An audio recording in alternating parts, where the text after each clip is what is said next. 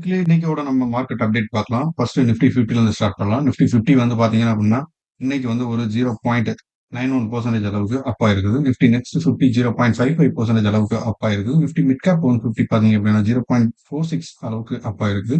Nifty small cap 250 index பார்த்தீங்க அப்படின்னா 0.48% வந்து அப் ஆயிருக்குது. நிஃப்டி மைக்ரோ கேப் 250 பார்த்தீங்க அப்படின்னா 0.61% அளவுக்கு அப் ஆயிருக்குது. ஓவராலா இன்னைக்கு மார்க்கெட் பார்த்தீங்க அப்படின்னா, ஒரு சின்ன ஒரு ரெக்கவர் குடுத்து ஒரு பாசிட்டிவ் நோட்ல வந்து குளோஸ் ஆயிருக்குது. மார்க்கெட் ஓப்பனிங்ல வந்து பார்த்தீங்க அப்படின்னா, ஒரு நெகட்டிவ் நோட்ல தான் வந்து ட்ரேட் ஆகிட்டு இருந்தது. லாஸ்ட் ஒரு 2 ஹவர்ஸ் ட்ரேடிங் செஷன்ல வந்து மார்க்கெட் வந்து அப் ஆயிருக்குது. இது வந்து குளோசிங் பார்த்தீங்கன்னா, 24,213 அப்படிங்கிற ஒரு லெவல் வந்து குளோஸ் ஆயிருக்கு. மார்க்கெட் நம்ம நேத்தே சொல்லியிருந்தோம், மார்க்கெட் டவுன் ஆகுறதுக்கான ஒரு பாசிபிலிட்டிஸ் தான் இருக்கு அப்படின்னு. பட் மார்க்கெட் இன்னைக்கு ஒரு சின்னதா ரெக்கவர் குடுத்திருக்கு. இதுக்கான காரணங்களும் இருக்குது. ஆல்ரெடி அதோட சப்போர்ட்டான 24,000 பிரேக் பண்ணி டவுன் ஆகி கீழ போயிருச்சு. ஸோ ஃபர்தரா இறங்குறதுக்கான பாசிபிலிட்டிஸ் தான் இருக்குது. நாளைக்கு மார்னிங் செஷன்ல மார்க்கெட் ஓப்பன் ஆகும்போது தெரிஞ்சிரும். மார்க்கெட் எந்த டைரக்ஷன்ல போகுது அப்படிங்கிறது. இந்தியன் ஷேர் மார்க்கெட் பார்த்தீங்க அப்படின்னா, லாஸ்ட் ஒரு 2 ஹவர்ஸ்ல ரெக்கவர் ஆகி ஹைல வந்து குளோஸ் ஆயிருக்கு. இதுக்கான காரணம் பார்த்தோம் அப்படின்னா, பினான்சியல் ஈக்விட்டி ஸ்டாக்லாம் வந்து நல்லா கெயின் ஆயிருக்குது. நிஃப்டி 50 பார்த்தீங்க அப்படின்னா 0.91% அளவுக்கு அப் ஆயிருக்குது. அதே மாதிரி பிஎஸ்சி சென்செக்ஸ் பார்த்தீங்க அப்படின்னா 0.88% அளவுக்கு அப் ஆயிருக்குது. பெஞ்ச்மார்க் இண்டெக்ஸ்லாம் வந்து பார்த்தீங்க அப்படின்னா மார்னிங்ல 0.6% அளவுக்கு ஃபால் ஆயிருந்தது. லாஸ்ட் 2 ஹவர்ஸ் தான் வந்து ரெக்கவர் ஆயிருந்தது. அதே மாதிரி நம்ம மார்க்கெட் வந்து ஸ்லோ கார்ப்பரேட் ஏர்னிங் ரிப்போர்ட் வர்றதுனால பிளஸ் வந்து லாஸ்ட் மந்தோட எஃப்ஐஎஸ் அவுட்ஃப்ளோ பார்த்தீங்க அப்படின்னா ரெக்கார்ட் ஹையா இருக்கிற காரணத்தினாலையும் நம்ம மார்க்கெட் வந்து டவுன் ஆகி ஒரு வொலாட்டிலிட்டி வந்து அதிகமா நம்ம பார்த்துக்கிட்டு இருக்கு. லாஸ்ட் 5 வீக் ட்ரேடிங் செஷனாவே வந்து நிஃப்டி 50 வந்து ஒரு நெகட்டிவ் நோட்ல தான் க்ளோஸ் ஆயிட்டு இருக்குது. பினான்சியல் செக்டார் பார்த்தீங்க அப்படின்னா 2% அளவுக்கு அப்பா இருக்குது. இதுல HDFC பேங்க் பார்த்தீங்க அப்படின்னா இன்னைக்கு 2.6% அளவுக்கு அப்பா இருந்தது. இருந்தாலுமே இன்வெஸ்டர்ஸ்லாம் வந்து என்ன திங்க் பண்றாங்கன்னா, பினான்சியல் செக்டார்ல வந்து ஆல்ரெடி ரொம்ப டவுன் ஆயிருக்குது. யுஎஸோட பிரசிடென்ஷியல் எலெக்ஷன் முடிஞ்சதுக்கு அப்புறம் எப்படி இருக்குங்கிறது தெரியல. ஸோ அதனால பினான்சியல் செக்டார்ல இருக்கக்கூடிய கம்பெனிஸ்லாம் நல்ல வேல்யூவேஷன் இருக்குன்னா அதை கன்சிடர் பண்ணியிருக்கிறாங்க. டெமோக்ராட் கட்சிக்கு ஆதரவா வந்து கமலா ஹாரிஸும், ரிபப்ளிக் கட்சிக்கு ஆதரவா டொனால்ட் ட்ரம்ப்பும் வந்து யுஎஸ் எலெக்ஷன்ல வந்து பார்ட்டிசிபேட் பண்ணிட்டு இருக்காங்க. இதுல வந்து நம்ம ட்ரம்ப் வந்து வின் பண்ணாரு அப்படின்னா, அவர் கண்டிப்பா வந்து கார்ப்பரேட் பாலிசி தான் அவரு எப்பயுமே மெயின்டைன் பண்ணுவாரு. ஸோ லோ கார்ப்பரேட் டாக்ஸ் வந்து பண்றதுக்கான பாசிபிலிட்டிஸ் இருக்குது. இதனால கண்டிப்பா நம்ம நேத்து சொன்ன மாதிரியே நம்ம இந்தியாவோட ஈக்விட்டி மார்க்கெட் வந்து ஒரு நல்ல பெனிஃபிட் அடைகிறதுக்கான பாசிபிலிட்டிஸ் இருக்கு. அதே சமயத்துல கமலா ஹாரிஸ் வின் பண்ணாங்க அப்படின்னா, நம்ம மார்க்கெட் இப்ப இருக்கிற ஒரு சிச்சுவேஷன் மாதிரி ஒரு நியூட்ரலா வந்து ஒரு வொலாட்டிலிட்டியோட ஒரு ஃபியூ மந்த்ஸ் ட்ரேட் ஆகிறதுக்கான பாசிபிலிட்டிஸ் தான் இருக்கும். நம்ம இந்தியன் மார்க்கெட்டுக்கு கமலா ஹாரிஸ் வந்து வின் பண்றதுனால பெரிய பெனிஃபிட்ஸ் வந்து இருக்காது. மோஸ்ட்லி வந்து பார்த்தீங்க அப்படின்னா, ட்ரம்ப் வின் பண்ற மாரி தான் வந்து எல்லா போலிங்குமே முன்னாடி வந்துட்டு இருந்தது. பட் நேத்துல இருந்தே வந்து ஒரு சின்ன ட்ரெண்ட் வந்து மாறி இருக்குது. இதுல வந்து 2 பேருமே ஒரு டை அப்ல இருக்கிற மாரி ஒரு சிச்சுவேஷன் வந்து கிரியேட் பண்ணியிருக்காங்க. ஸோ அந்த ரீசன்னால தான் வந்து மார்க்கெட் வந்து வொலடைலிட்டியா இருக்குது. மோஸ்ட்லி வந்து ட்ரம்ப் வின் பண்றதுக்கு தான் வாய்ப்புகள் இருக்குது. ஸோ நம்ம மார்க்கெட் வந்து ராக்கெட் வேகத்துல வந்து எவ்வளோ டவுன்ஃபால் இருந்ததோ, அதே மாரி டபுளா ஜம்ப் பண்றதுக்கான பாசிபிலிட்டீஸும் இருக்குது. நம்ம பொறுமையா வெயிட் பண்ணி பார்க்கலாம். நாளைக்கு மார்னிங் நமக்கு தெரிஞ்சிரும்.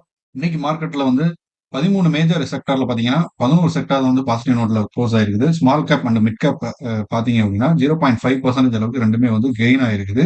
மெட்டல் செக்டார் பார்த்தீங்க அப்படின்னா 2.8% அளவுக்கு வந்து அப் ஆயிருக்குது.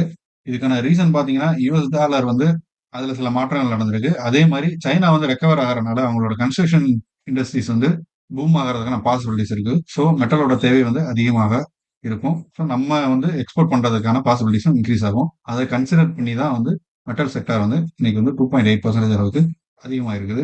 நம்ம வந்து இத சொல்றோம், அங்க பூம் ஆகுது. ஆனா இருந்தாலுமே மெட்டல் செக்டார் டவுன் ஆயிட்டு தானே இருக்குது அப்படிங்கிற மாரி ரீசன் நம்ம பார்த்தோம் அப்படின்னா, ஒரு டவுன்ஃபால்லயுமே வந்து டிஐஎஸ் வந்து மெட்டல் செக்டார்ஸ்லாம் வந்து கன்சிடர் பண்ணி தான் இருக்கிறாங்க. ரீட்டெயில் இன்வெஸ்டர்ஸ் வந்து எஃப்ஐஎஸ் மட்டும் தான் வந்து வித்துக்கிட்டு இருக்கிறாங்க. ஸோ ஸ்மால் குவான்டிட்டில நம்ம கன்சிடர் பண்றது ரொம்பவே நல்லது. என்பிசிசி பார்த்தீங்க அப்படின்னா, அவங்க வந்து ஒரு 5 பில்லியன் அளவுக்கான ஒரு இந்தியன் ரூபி ஒர்த்தான ஆர்டர் வந்து செக்யூர் பண்ணியிருக்கிறாங்க. அதே மாரி சோலார் இண்டஸ்ட்ரீஸ் இந்தியாவும் பார்த்தீங்க அப்படின்னா, 8.87 பில்லியன் அளவுக்கான ஒரு ஆர்டர் வந்து செக்யூர் பண்ணியிருக்கிறாங்க. இன்னைக்கு நம்ம முன்னாடியே பார்த்த மாரி, மார்க்கெட் வந்து ஒரு லாஸ்ட் 2 ஹவர்ஸ்ல பாசிட்டிவ் நோட்ல குளோஸ் ஆனதுக்கான ரீசன் பார்த்தீங்க அப்படின்னா, டிஏஎஸ் வந்து நெட் பை பார்த்தீங்க அப்படின்னா, 3031 கோடி வந்து பண்ணியிருக்கிறாங்க.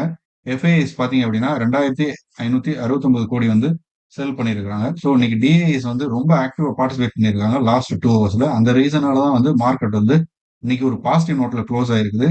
மேபி இது கன்டின்யூ ஆறதுக்கான பாசிபிலிட்டிஸ் இருக்குது. இருந்தாலுமே எஃப்ஐஎஸ் வந்து இன்னும் அவுட்ஃப்ளோ தான் எடுத்திருக்கிறாங்க. ஸோ ரிசல்ட்ஸ் வந்து எப்படி வரப்போகுதுன்னு தெரியல. ஒரு கன்ஃப்யூஷன் இருக்கிறனால தான் இந்த மாரி நடந்துகிட்டு இருக்குது.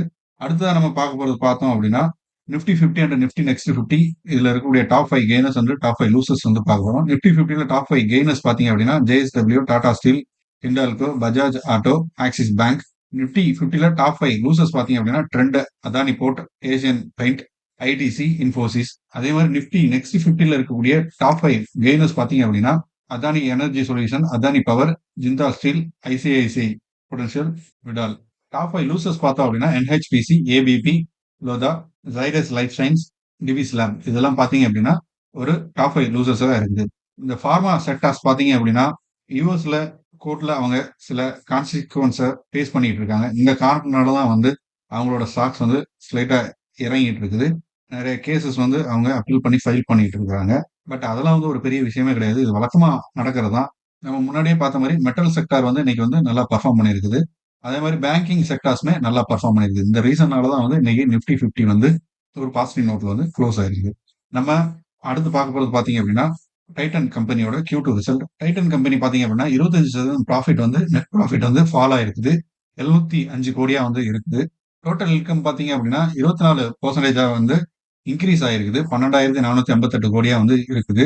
இது லாஸ்ட் இயர் கம்பேர் பண்ணும்போது பார்த்தீங்க அப்படின்னா 10,027 கோடியா வந்து இருந்தது. கஸ்டமர் டிமாண்ட் இன்க்ரீஸ் ஆயிருக்குது சிக்னிஃபிகண்ட் அளவால. இது அதே மாதிரி கஸ்டம்ஸ் டியூட்டி வந்து பாத்தீங்க அப்படின்னா ரெடியூஸ் பண்ணியிருக்கிறாங்க 15%ல இருந்து 6% ஜூலை மந்த். இதனாலதான் வந்து இந்த கஸ்டமர் டிமாண்ட் வந்து இன்க்ரீஸ் ஆயிருக்குது. ஜுவல்லரி செக்மெண்ட்ல வந்து டோட்டல் இன்கம் growth பாத்தீங்க அப்படின்னா 26% வந்து இருக்குது. 10,763 கோடியா வந்து இருக்குது இயர் ஆன் இயர்ல. எபிட்டா பாத்தீங்கன்னா ஜுவல்லரி செக்மெண்ட்ல 932 கோடியா வந்து இருக்குது. 8.7% மார்ஜினா வந்து இருக்குது. நார்மலைசேஷன் கஸ்டடி இம்பாக்ட் பாத்தீங்க அப்படின்னா எபிட்டா வந்து 1222 கோடியா வந்து இருக்குது. இது வந்து பாத்தீங்க அப்படின்னா 11.47% 11.4% அளவுக்கான ஒரு மார்ஜினா வந்து இருக்குது. ஏர்னிங் பிஃபோர் இன்ட்ரெஸ்ட் டாக்ஸ் பாத்தீங்க அப்படின்னா 17.5% வந்து விழுந்திருக்குது. இது வந்து 1128 கோடியா வந்து இருக்குது. கம்பேர் டு லாஸ்ட் இயர் பாத்தீங்க அப்படின்னா 1367 கோடியா வந்து இருந்தது. டைட்டன் ஓவரால் சேல்ஸ் பாத்தீங்க அப்படின்னா 26% வந்து இன்க்ரீஸ் ஆயிருக்குது. 13,473 கோடியா வந்து இருக்குது. டைட்டன் கம்பெனி பாத்தீங்கன்னா இவங்களுக்கு ஒரு இம்பாக்ட் வந்து நடந்திருக்கு. இந்த கஸ்டம்ஸ் டியூட்டி ரேட் கட்னால 290 கோடிக்கான ஒரு இம்பாக்ட் வந்து இவங்களுக்கு நடந்திருக்குது. டைட்டன் வாட்ச் அண்ட் வியரபிள் செக்மெண்ட்ல பாத்தீங்க அப்படின்னா 19% ரெவன்யூ growth வந்து இருக்குது. இந்த செக்மெண்ட்ல வந்து இவங்களுக்கு ஸ்ட்ராங் டிமாண்ட் வந்து இருக்குது. அதே மாதிரி தனிக்ஸ் டைட்டனோட ஒரு பிராண்ட் பாத்தீங்க அப்படின்னா 11 ஷோரூம் வந்து இந்தியாவில் வந்து ஓபன் பண்ணியிருக்காங்க. தனிஷ்க்கு வந்து தெரியும் நமக்கு கோல்டு சேல்ஸ் பண்ற ஒரு ஷோரூம்ஸ். இது டைட்டன் கீழே தான் வருது. இது 11 நியூ ஸ்டோர்ஸ் வந்து இந்தியாவில் ஃபுல்லா ஓபன் பண்ணியிருக்காங்க. ஸோ ஓவராலா நெட் ப்ராஃபிட் வந்து 25% ஃபால் ஆயிருக்குது compared to last year. But இருந்தாலுமே இவங்க வந்து ஒரு நல்ல ஒரு ப்ராஃபிட் வந்து பண்ணியிருக்கிறாங்க.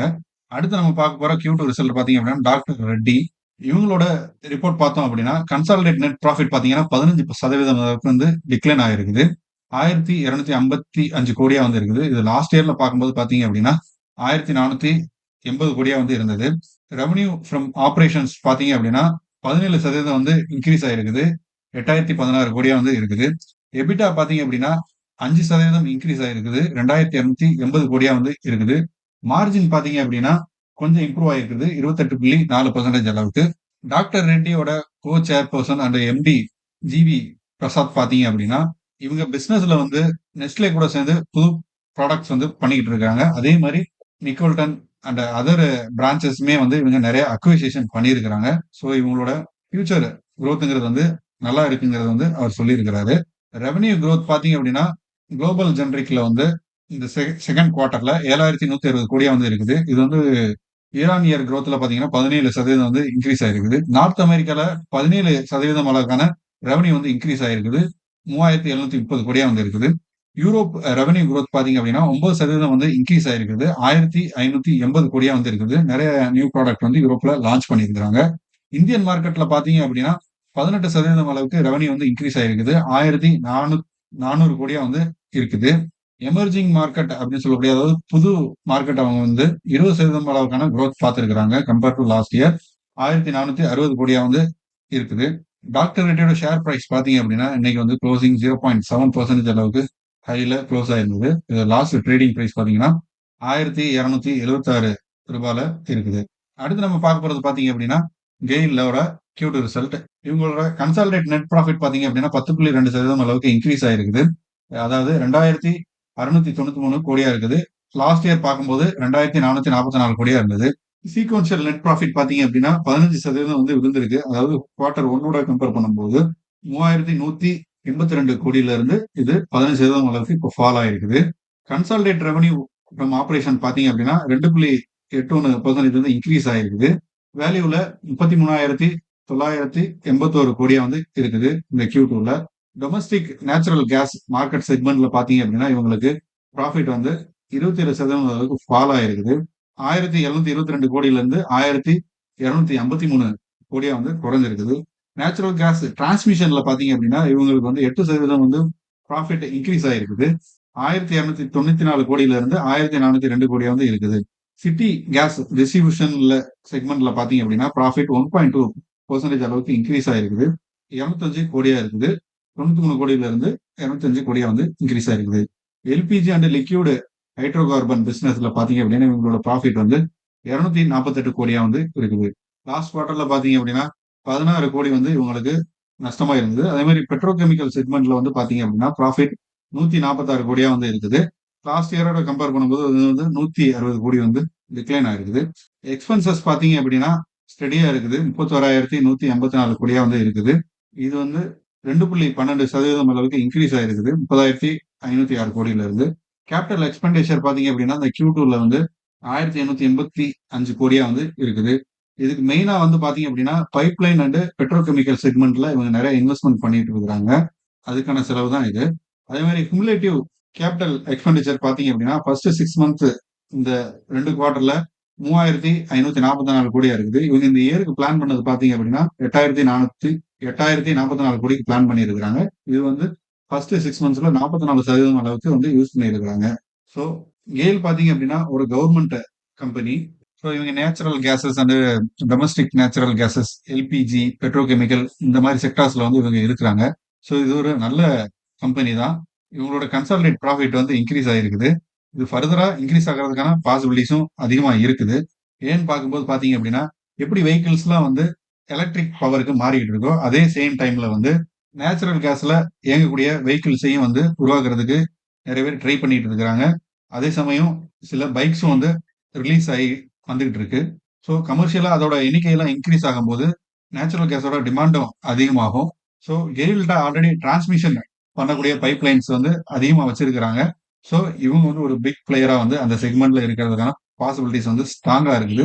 ஸோ மக்களை இன்னைக்கு நம்ம பார்த்தோம் மார்க்கெட் எப்படி லாஸ்ட் 2 ஹவர்ஸ்ல வந்து அப்பா இருக்கு அப்படிங்கிறது. இது வந்து ஒரு டிஏஎஸ் பார்ட்டிசிபேஷன் வந்து ஸ்ட்ராங்கா இருந்த காரணத்தினால லாஸ்ட் ஒரு 2 ஹவர்ஸ்ல வந்து இன்க்ரீஸ் ஆயிடுச்சு. ஸோ மோஸ்ட்லி மார்க்கெட் என்ன டைரக்ஷன்ல போகுங்கிறது வந்து நாளைக்கு தான் தெரியும். மோஸ்ட்லி ட்ரம்ப் வின் பண்ணணும் அப்படிங்கறத என்னோட எதிர்பார்ப்பாகவும் இருக்குது. ஏன்னா அவர் வின் பண்ணாருனா தான் நம்ம மார்க்கெட்ல இருக்கக்கூடிய சில ஸ்டாக்ஸ் எல்லாம் வந்து நல்லா பெர்ஃபார்ம் பண்றதுக்கான பாசிபிலிட்டிஸ் இருக்கு. எஸ்பெஷலி வந்து பாத்தீங்க அப்படின்னா பினான்ஸ் செக்டர்லாம் வந்து நல்லா பெர்ஃபார்ம் பண்ணும். ஏன்னா ரேட் கட் கண்டிப்பா வரும். அங்க ரேட் கட் வந்தா நம்மளும் இங்க ரேட் கட் பண்ற மாதிரி இருக்கும். ஸோ எஃப்ஐஎஸோட இன்ஃப்ளோவும் இன்க்ரீஸ் பண்றதுக்கான பாசிபிலிட்டிஸும் அது மூலமா அமையும். ஸோ நம்ம மார்க்கெட்டுக்கு அது ஒரு நல்ல செய்தியாகவும் இருக்கும். ஸோ இந்த வீடியோ உங்களுக்கு பிடிச்சிருந்தா லைக் பண்ணுங்க.